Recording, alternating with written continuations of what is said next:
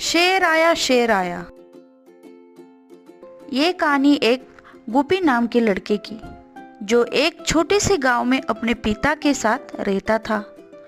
गोपी बहुत शैतान लड़का था। एक दिन उसके पिताजी गोपी से बोले, आज मेरी तबीयत ठीक नहीं है, तुम अपनी गायों को चराने के लिए जंगल के पास वाला जो मैदान है वहाँ पे ले जाओ, और हाँ, उन्हें मैदान में छोड़ने के बाद उन पर नज़र भी रखना, नहीं तो शेर आकर हमारी सारी गाय खा जाएंगे। गोपी गाय को लेकर मैदान की तरफ चल दिया। मैदान पहुंचने पर गोपी पास के एक पेड़ पर चढ़कर बैठा, पर शरारती गोपी चुपचाप बैठने वाला कहा था। उसे उसी वक्त एक शरारत सूझी। वो पेड़ पर बैठा बैठा चिल्लाने लगा, बचाओ बचाओ, शेर आया शेर आया, वो मेरी गाय खा जाएगा, मेरी मदद करो। जैसे ही गांव वालों ने गोपी की आवाज सुनी और सारे गांव वाले गोपी की मदद करने भागने लगे और पूरी तेजी से मैदान तक पहुंचे और गोपी से पूछने लगे, कहाँ है शेर, तुम ठीक तो हो? गोपी जोर जोर से हंसने लगा, कौन सा शेर, कहाँ है शेर?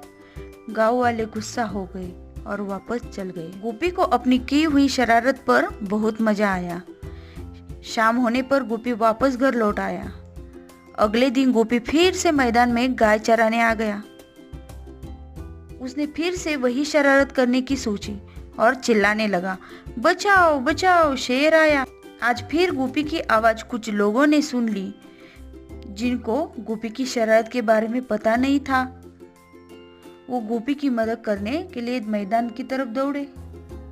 मैदान पहुंचने पर देखा तो कोई शेर नहीं था। लोग गुस्से से गोपी पर चिल्लाए और चल गए। गोपी को बड़ा मजा आया। गोपी हर रोज यही शरारत करता।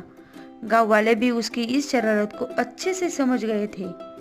लेकिन एक दिन हुआ कि जब गोपी मैदान में गाय चरा रहा था तो सच में शेर आ गया। एक शेर नहीं बल्कि बहुत सारे शेर। गोपी चिल्लाने लगा, पर इस बार गोपी की आवाज सुनकर कोई नहीं आया। गोपी पेड़ पर बैठकर चिल्ला रहा, मेरा यकीन करो, सच में शेर आया, मेरी गाय खा रहा है। लेकिन गांव वालों ने उस पर यकीन नहीं किया। कोई गांव वाला नहीं आया। गोपी रोता रहा और अपनी सारी गायों से हाथ धो बैठा। गोपी के पिताजी तक भी यह बात पहुंच गई। वो दौड़े दौड़े मैदान तक पहुंच गए। गोपी के पिताजी बोले, अब हम क्या करेंगे? 2 वक्त की रोटी का इंतजाम भी नहीं कर पाएंगे। मैं तुम्हें कहीं भी माफ नहीं करूंगा। गोपी माफी मांगता रहा और फिर से ऐसी शरारत नहीं करने के बाद कहता रहा। इस कहानी से हमें यह सीख मिलती है कि हमें कभी भी झूठ नहीं बोलना चाहिए, क्योंकि झूठ बोलने से हमारा ही नुकसान होता है।